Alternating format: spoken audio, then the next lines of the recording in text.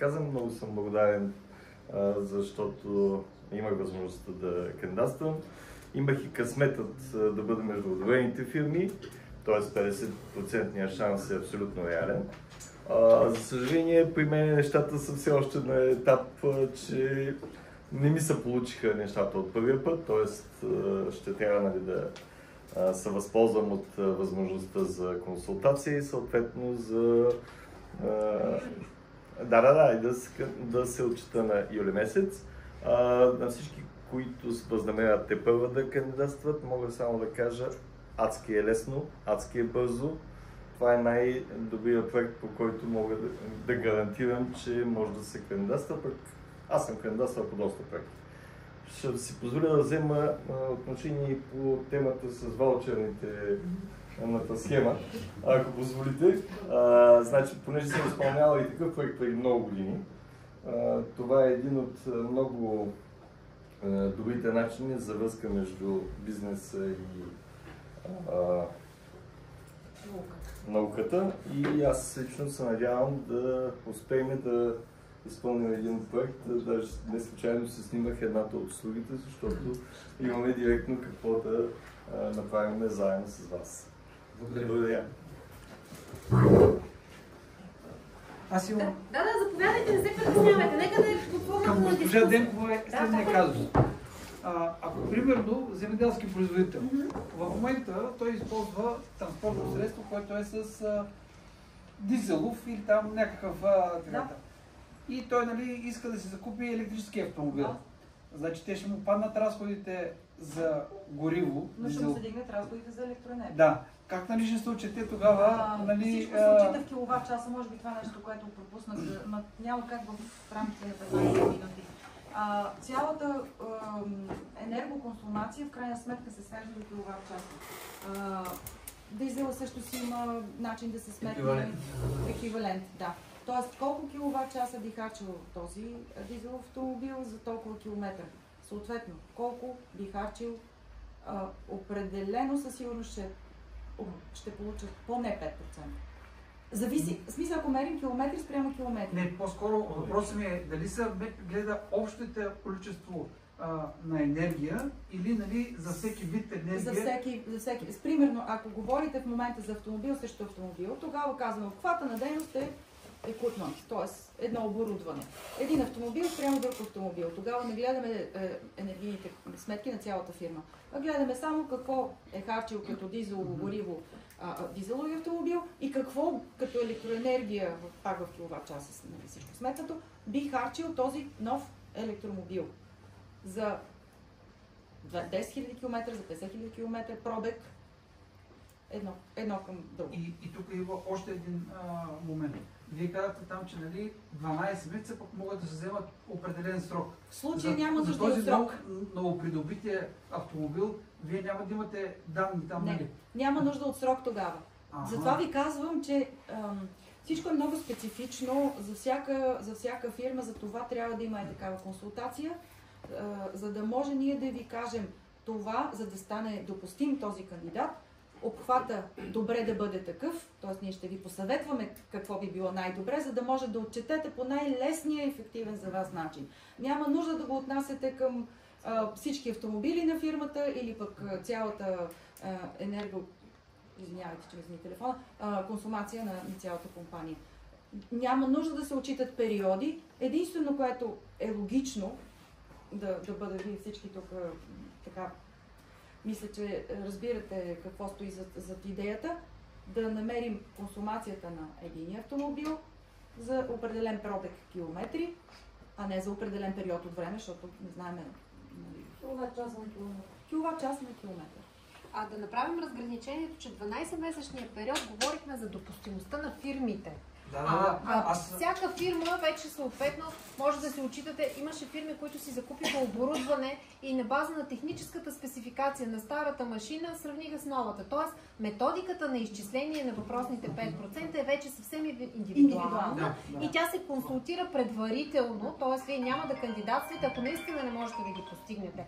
Трябва да имате такъв консултант, който задължително да каже да, това е адекватно сметнато едното към другото би дало абсолютно реална информация за това, че е постигната енергийна ефективност. Значи, в конкретния случай при мене, значи аз направих само на една част, на единия си офис енергийна ефективност, но понеже точно в този офис изведнъж закупих още сървъри, още работни места. Да, се общата консумация. Да се вдигна общата консумация. Трябва да има съответно към нещо. И за това ще има, за това отлагам в момента отчитането, за да взема консумацията от този декември спрямо консумацията от следващия месец. Да. Може би ще трябва да поговорим и конкретно по вашия случай, след да не ангажираме вниманието на всички, но винаги има един така наречен KPI, нямаше как за него сега да ви кажа, но ето дошъл е момента. Това, което каза дамата, киловатт часа към километър. Тоест, вие си казвате, има една референтна стойност, прямо която мериме консумацията. Примерно, брой наети служители, да кажем, брой произведена продукция или количество. Сега в Търнова не е много добре, защото цената, знаете, винаги може да скача. По-скоро в някакви количествени, измерими такива показатели, хубаво да бъдат като критерии.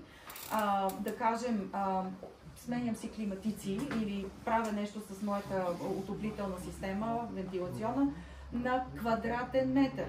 Аз, без значение какво може да кажете и за този срещу този месец, но все пак имате една стойност, към която реферирате тази консумация.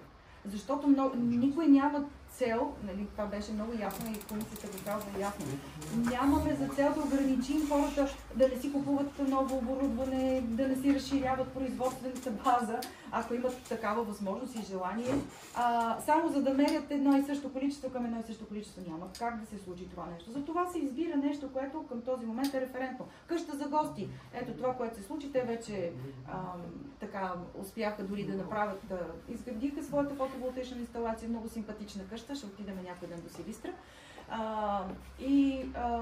Отчетоха си резултатите. В момента, предполагам, че през февруари, в момента минават през този процес на отчитане, както от една страна на данните за тези анализи, така от друга страна и на това какви дейности са извършили, за да си възстановят парите, които са изхарчили за тази централа. И съответно предполагам, че ако бъдат одобрени всичко... На база брой почиващи? На база брой почиващи. И казват, в този месец имам толкова, като слънцедобив. Горе-долу същото количество хора са почивали при мен през това време. И ето как те намират, но това е индивидуално, разбирате ли, методологията на отчитане винаги е индивидуално. Една от най-лесните начини на отчитане е техническите спецификации на старото оборудване към техническите спецификации на новото оборудване. Това е, но все пак не коментираме сега ще сменим един компютър спрямо друг компютър. Това този път не е. Но ако сменим един компресор, друг компресор са различни неща. Да, смисъл иска се все пак инвестиция да е в нещо, което наистина ще повлияе на цялата фирма. Все пак. Съществено ще повлияе на енергийната ефективност на цялата фирма. Нещо... Или 100 манички за киловатт час. От киловатт час също работи. Може да се сменят, да кажем, да се поставят нови дограми, да кажем с стъкло, което е по-енергийно ефективно, или там нямам си колко камерни и така нататък. Могат да се правят изолации на сгради, покриви, реконструкции. Всичко би могло да бъде като дейност в обхвата на този проект, стига то да доведе до доказано, чрез... Който ми спомня още един въпрос. Ако фирмата работи на наети помещения, за наетите помещения това няма проблем. Възможно е, тогава се изисква... договора за наем.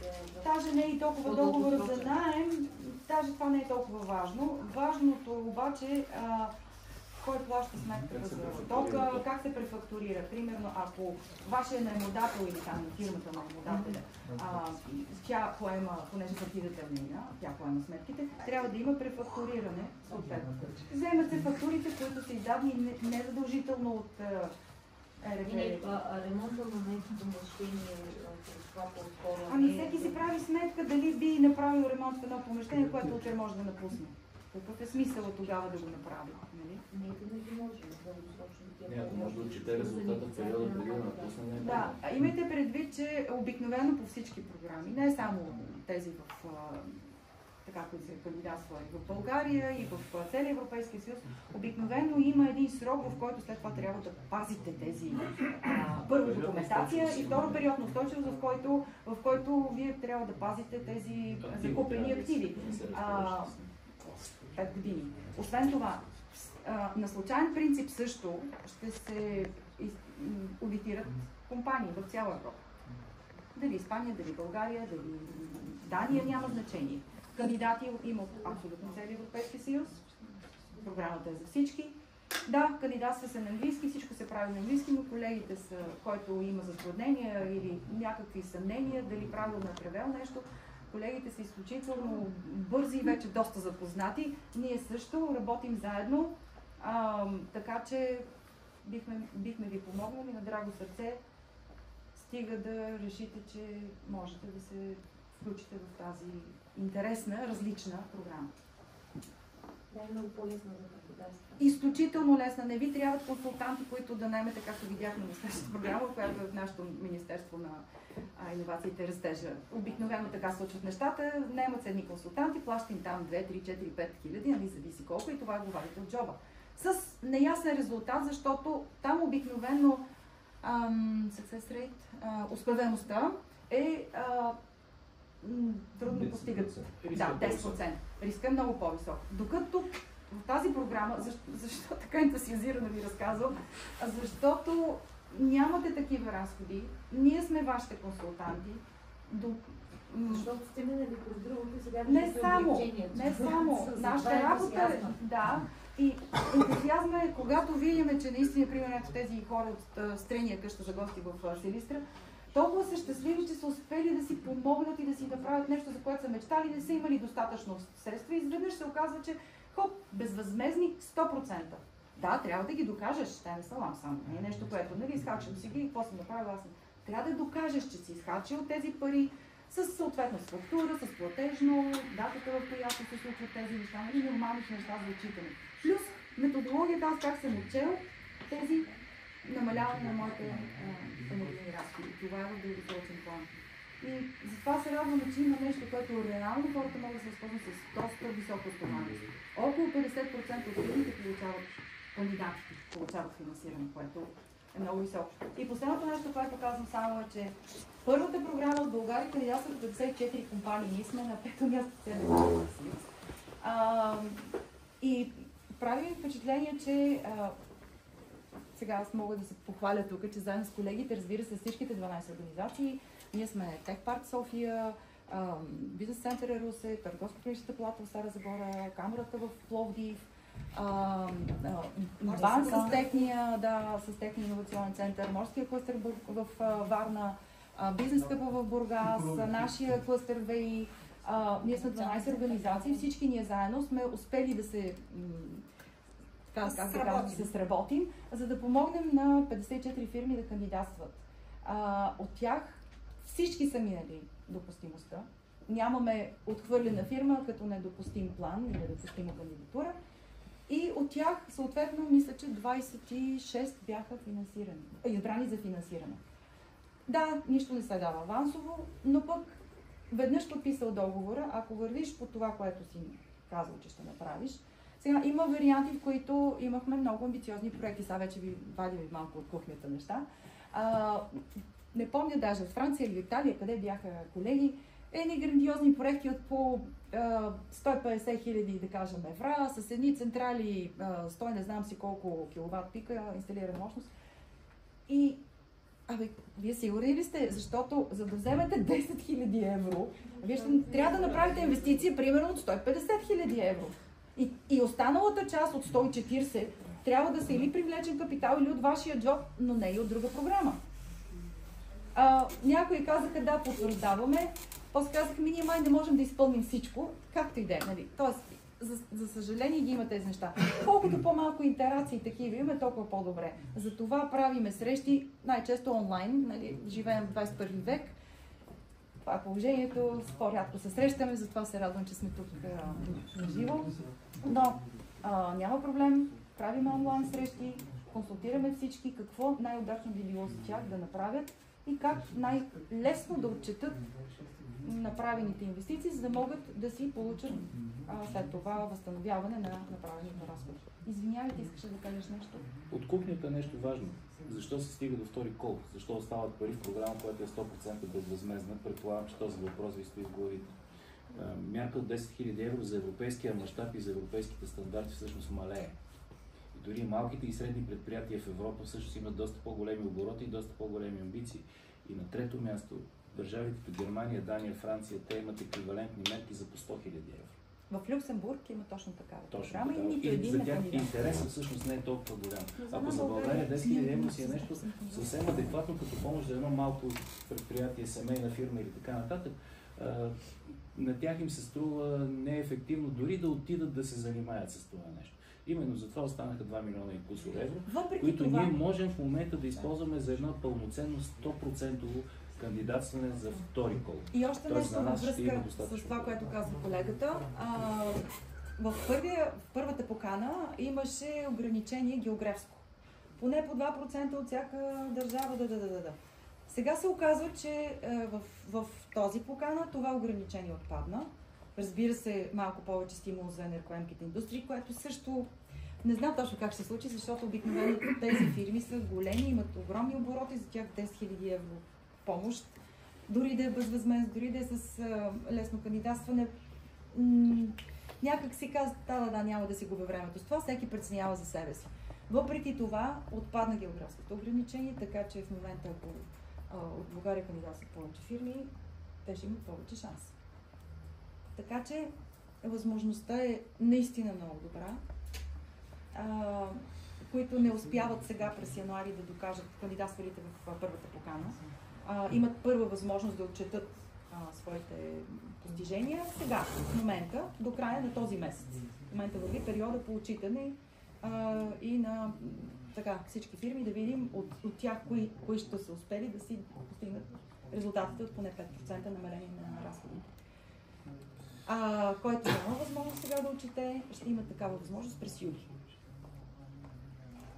Получихте ли си вашия бенчмарк репорт? Имам бенчмарк репорта, имам съответно кода. За достъп за сега.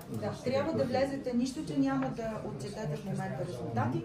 Първата част, те са 3 части в този отчет, първата част с разходи, каквото към момента се случва, трябва да го допълним. Да, просто защото в един момент... Няма значение, че няма да отчитате. Само първата част и пишете съответно, че няма да отчитате в момента разходите. Да, но първата част трябва да се попълни. Защото ако не се попълни първата част... Да, аз точно там беше основния въпрос. Ето. Добре, отговор е, ако искате после да коментирате, да дадем възможност, ако има други въпроси. Ако нещо междувременно ви трудне, колегите са на разположение, ние сме на разположение. Да, може би не винаги ще можем веднага, ето сега тук звънят срещи, включително и днес вземаме на друга среща, но максимално бързо ще поемем да направим каквото може, за да помогнем.